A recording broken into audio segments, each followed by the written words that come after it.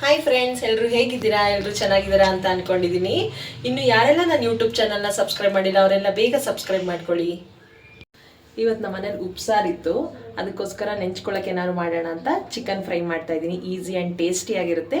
ನೀವು ಒಂದ್ಸರಿ ಟ್ರೈ ಮಾಡಿ, ಸರಿನಾ? ನಾನಿಲ್ಲಿ ಶುಂಠಿ ಬೆಳ್ಳುಳ್ಳಿ ತೊಗೊಂಡಿದ್ದೀನಿ, 2 ಗೆಡ್ಡೆ ಬೆಳ್ಳುಳ್ಳಿ ತೊಗೊಂಡಿದ್ದೀನಿ, ಹಾಗೆ ಒಂದು 2 ಇಂಚು ಶುಂಠಿ ತೊಗೊಂಡಿದ್ದೀನಿ. ಇದನ್ನು ಜಜ್ಕೋಬೇಕು. ಜಜ್ಜಿ ಮಾಡೋದ್ರಿಂದ ತುಂಬ ಚೆನ್ನಾಗಿ ಬರುತ್ತೆ ಟೇಸ್ಟು. ತುಂಬ ನೈಸಾಗಿ ಜಜ್ಕೋಬೇಕು ಅಂತ ಏನಿಲ್ಲ, ಸ್ವಲ್ಪ ಪುಡಿ ಪುಡಿ ಥರ ಆದರೆ ಸಾಕು. ನೋಡಿ, ಇಷ್ಟು ಜಜ್ಕೊಂಡ್ರೆ ಸಾಕು. ಇದನ್ನೊಂದು ಕಡೆ ಇಟ್ಕೊತೀನಿ. ನೆಕ್ಸ್ಟ್ ಇಲ್ಲಿ ಕೊತ್ತಂಬರಿ ಸೊಪ್ಪು ಸ್ವಲ್ಪ, ಪುದೀನ ಸೊಪ್ಪು ಸ್ವಲ್ಪ ತೊಗೊಂಡಿದ್ದೀನಿ. ಇದನ್ನು ಕೂಡ ಜಜ್ಕೊಳ್ಳೋಣ. ಹಾಗೆ 2 ಹಸಿಮೆಣ್ಸಿನ್ಕಾಯಿ ತೊಗೊಂಡಿದ್ದೀನಿ. ಖಾರಕ್ಕೆ ಖಾರ ನಿಮಗೆ ಜಾಸ್ತಿ ಬೇಕು ಅಂದರೆ ಇನ್ನೂ ಸ್ವಲ್ಪ ಹಾಕೋಬೋದು. ನಾನಿಲ್ಲಿ ಜೀರಿಗೆ ಮತ್ತು ಮೆಣಸನ್ನು ತೊಗೊಂಡಿದ್ದೀನಿ, ಅದಕ್ಕೋಸ್ಕರ ನಾನು 2 ಹಸಿಮೆಣ್ಸಿನ್ಕಾಯಿ ತೊಗೊಂಡಿದ್ದೀನಿ. ಇದನ್ನು ಜಜ್ಕೋಬೇಕು.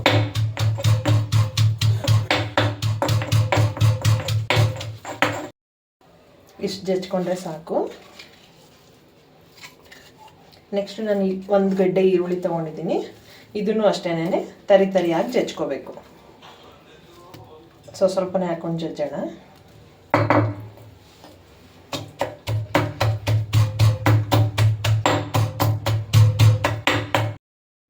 ಈರುಳ್ಳಿನೂ ಜಜ್ಕೊಂಡಾಯಿತು. ತುಂಬ ಸಣ್ಣಗೆ ಜಜ್ಕೊಳ್ಳೋ ಅಂಥ ಅವಶ್ಯಕತೆ ಏನಿಲ್ಲ, ಸ್ವಲ್ಪ ಸಣ್ಣಗಾದರೆ ಸಾಕು. ನೆಕ್ಸ್ಟ್ ಇಲ್ಲಿ ನಾನು 1 ಸ್ಪೂನ್ ಜೀರಿಗೆ, ಒಂದು ಅರ್ಧ ಸ್ಪೂನ್ ಮೆಣಸು ತೊಗೊಂಡಿದ್ದೀನಿ. ಇದನ್ನು ಹುರ್ಕೊಂಡು ಪುಡಿ ಮಾಡ್ಕೊಳ್ಳೋಣ. ಇದನ್ನ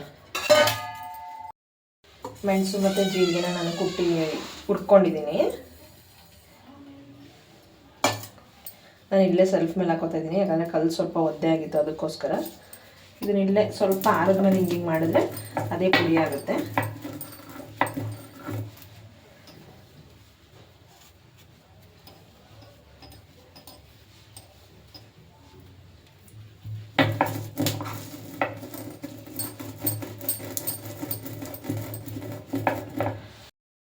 ಮೆಣಸು ಮತ್ತು ಜೀರಿಗೆನ ಹುರಿದಿದ್ನಲ್ಲ, ಇದನ್ನು ಪುಡಿ ಮಾಡ್ಕೊಂಡು ಇಟ್ಕೊಂಡಿದ್ದೀನಿ.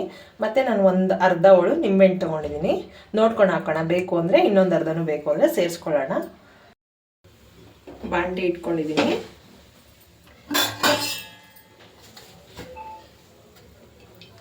ಎಷ್ಟು ಬೇಕೋ ಅಷ್ಟು ಎಣ್ಣೆ ಹಾಕೊಳ್ಳೋಣ.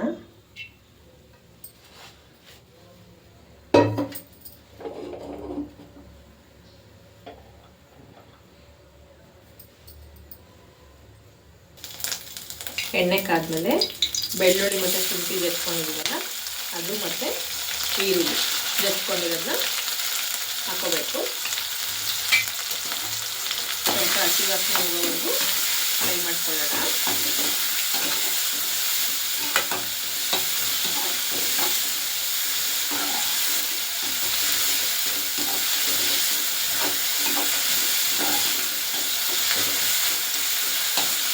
ಜಜ್ಜಿ ಮಾಡ್ತಾ ಇರೋದ್ರಿಂದ ಸ್ವಲ್ಪ ಫ್ಲೇವರ್ ವೈಸು ಅಷ್ಟೇ ತುಂಬ ಚೆನ್ನಾಗಾಗುತ್ತೆ. ಒಂದ್ಸರಿ ಟ್ರೈ ಮಾಡಿ ನೋಡಿ.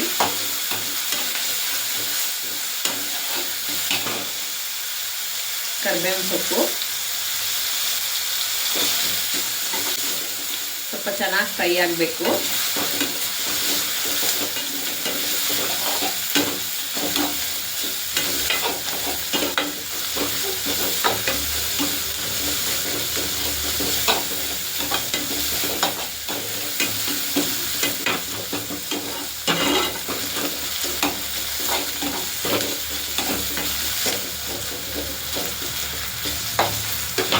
ನಾನೇನೊಂದು ಅರ್ಧ kg ಇರ್ಬೋದು ಅಷ್ಟೇ ಚಿಕನ್ನು.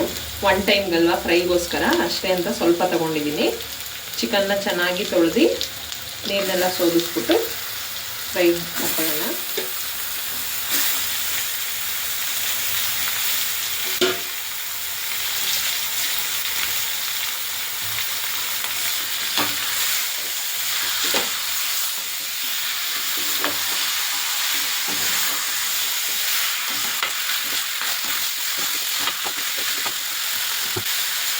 ಉಪ್ಪು ಹಾಕೊಳ್ಳೋಣ.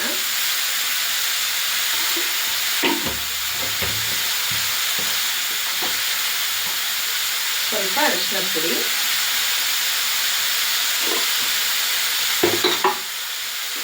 ಚೆನ್ನಾಗಿ ಫ್ರೈ ಆಗಬೇಕು ಚಿಕನ್ನು.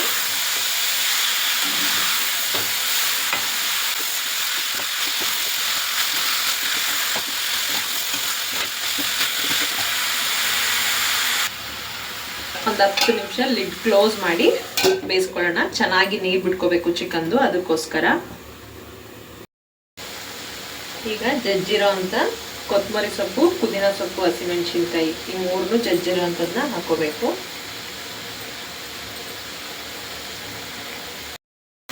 ಚಿಕನ್ದು ನೀರೆಲ್ಲ ಸುಂಡಿದೆ. ಈ ಸಮಯದಲ್ಲಿ ನಾವು ಜೀರಿಗೆ ಮತ್ತು ಮೆಣಸು ಕುಟ್ಕೊಂಡು ಪುಡಿ ಮಾಡ್ಕೊಂಡಿದ್ದಲ್ಲ ಇದನ್ನು ಹಾಕೊಳ್ಳೋಣ. ಇದ್ರ ಜೊತೆ ಸ್ವಲ್ಪ ಫ್ರೈ ಮಾಡೋಣ.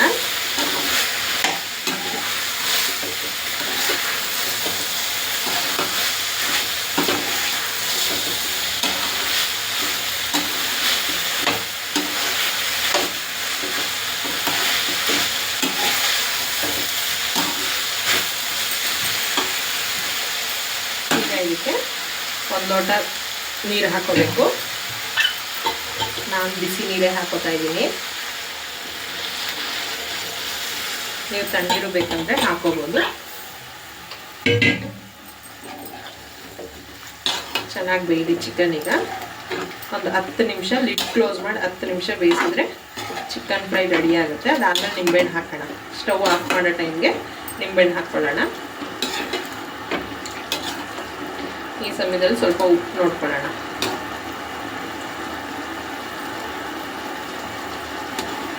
ಉಪ್ಪೆಲ್ಲ ಸರಿಗಿದೆ. ಲಿಡ್ ಕ್ಲೋಸ್ ಮಾಡಿ ಒಂದು 10 ಮಿನಿಟ್ಸ್ ಬೇಯಿಸಬೇಕು.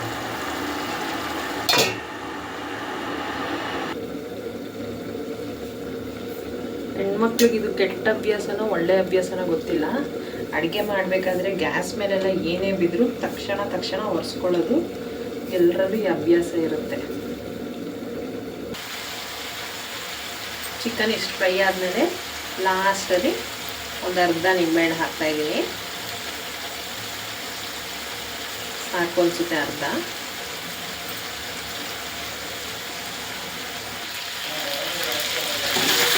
ಚಿಕನ್ ಫ್ರೈ ರೆಡಿಯಾಗಿದೆ. ಈಗ ಮುದ್ದೆ ಜೊತೆ ಉಪ್ಸಾರು ಚಿಕನ್ ಫ್ರೈ ಹಾಕೊಂಡು ಬ್ಯಾಟಿಂಗ್ ಮಾಡೋಣ. ಹೇಗಿದೆ ಅಂತ ನೋಡ್ತೀನಿ. ಕಲರ್ ನೋಡ್ತಾ ಇದ್ರೆ ಅಟ್ರಾಕ್ಷನ್ ಆಗ್ತಾಯಿದೆ ತಿನ್ನಬೇಕು ಅಂತ. ತಿಂದು ನೋಡಿ ಹೇಳ್ತೀನಿ ರೀ ಹೇಗಿದೆ ಅಂತ.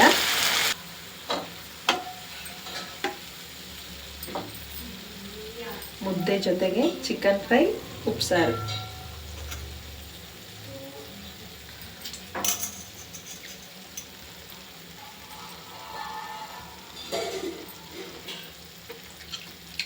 ಸೂಪರ್ ಆಗಿದೆ. ಒಂದ್ಸಲಿ ಟ್ರೈ ಮಾಡಿ ನೋಡಿ. Thank you.